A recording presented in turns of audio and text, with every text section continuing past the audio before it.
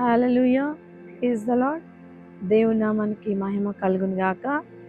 ప్రతి ఒక్కరికి కూడా నూతన సంవత్సర శుభాకాంక్షలు తెలియజేస్తా ఉన్నా.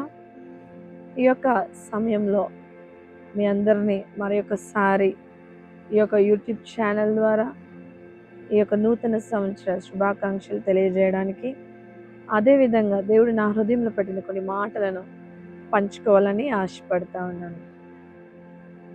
విలప వాక్యంలో 3వ అధ్యాయం 22, 23 వచనాలు గనుక మనం చూసుకున్నట్లయితే, ఆ యొక్క దేవుని యొక్క కృప, దేవుని యొక్క వాత్సల్యము అది ప్రతిరోజు నూతనంగా పుడుతుందంట. హల్లెలూయా, హల్లెలూయా. ఎందుకంటే యెహోవా కృప గలవాడు. ఎస్ కదా, ఆయన కృప మాత్రమే మనల్ని ఇంతకాలం నడిపించింది. ఆయన కృప మాత్రమే, ఆయన యొక్క గొప్ప వాత్సల్యత అనుదినం నూతనంగా పుట్టించుట ద్వారానే మనం మన యొక్క జీవితంలో మరి యొక్క దినాన్ని మనము చూస్తూ ఉన్నాం.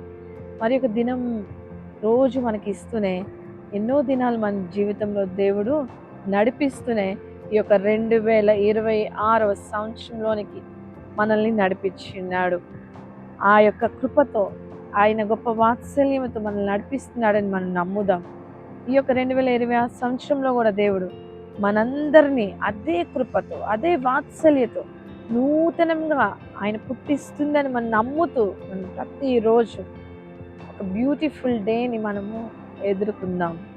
దేవుడు ప్రతి ఒక్కరికి కూడా ఆయన యొక్క కృప, ఆయన యొక్క వాత్సల్యత నూతనంగా పుట్టించాలని, ఆ యొక్క వాక్యం మనందరి జీవితంలో నిలవబడాలని, ఆశీర్వదించబడాలని, ఆ యొక్క వాక్యాన్ని దేవుడు మనందరి జీవితంలో ముద్రించలాగిన నేను ప్రార్థిస్తా ఉన్నాను. ఈ యొక్క కొద్ది మాటలు దేవుడు మన వెనుకల్లో దీవించును గాక. Praise the lord.